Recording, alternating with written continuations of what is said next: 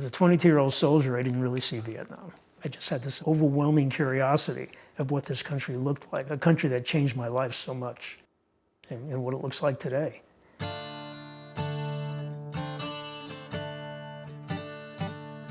So this is a picture of me standing in front of the Saigon River in 1969, and here's me standing in front of the same river, March 7th of 2024. I was in Vietnam for 1 year, 1969 to 1970. I was assigned to the 4th Infantry Division, Long Range Reconnaissance Patrol. Our job was to go out in the field and find out if the enemy was there. We were stationed right on the Cambodian border, watching the Ho Chi Minh Trail.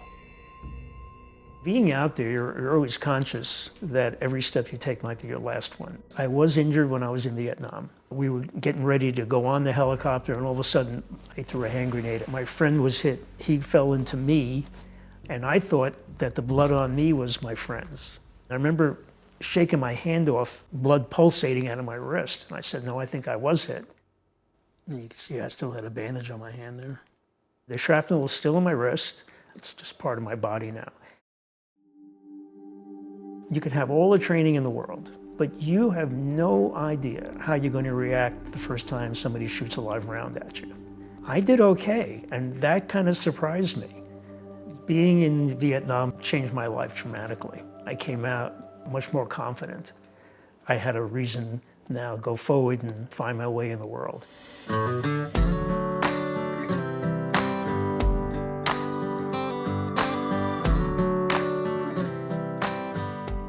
I spent a year in Vietnam, but I didn't really see Vietnam, just the jungle. I always wanted to go back and just see what it looked like. Put an exclamation point on that whole period of my life. Last year, I went for a physical, and I found out I had prostate cancer. Past tense, I don't have it anymore. I think that's what spurred me on.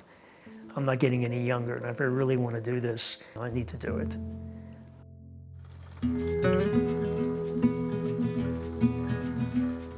I started riding a bicycle when I was 50. I've been traveling across the United States, Europe a couple of times. I thought, you know, what a great way to go back to Vietnam. My goal was to go back to the Central Highlands to see the area that I patrolled in and the base camps that I was serving out of. Many of the bike companies, they don't really go up there. I finally found a company that was willing to do it, but I would have to find the people to go along with me.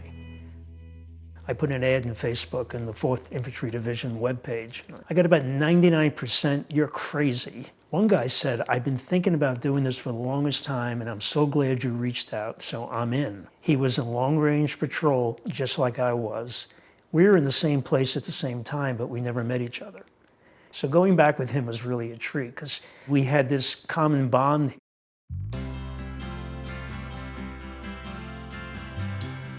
The route from way back to Ho Chi Minh City was about 390 miles. We started going south, and then we headed west into the Central Highlands. The terrain started to come back to me. I started to see the rice paddies, the water buffalo. I actually did go back to the fire base. It's now overgrown in jungle.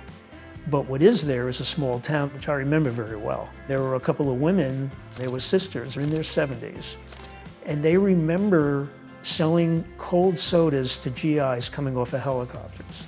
I remember buying a soda from somebody coming off that helicopter. So for all I know, I might have bought a soda from them. That was just amazing. And this is a good picture of me and Kent. I can't imagine taking that trip without Kent. We were brothers.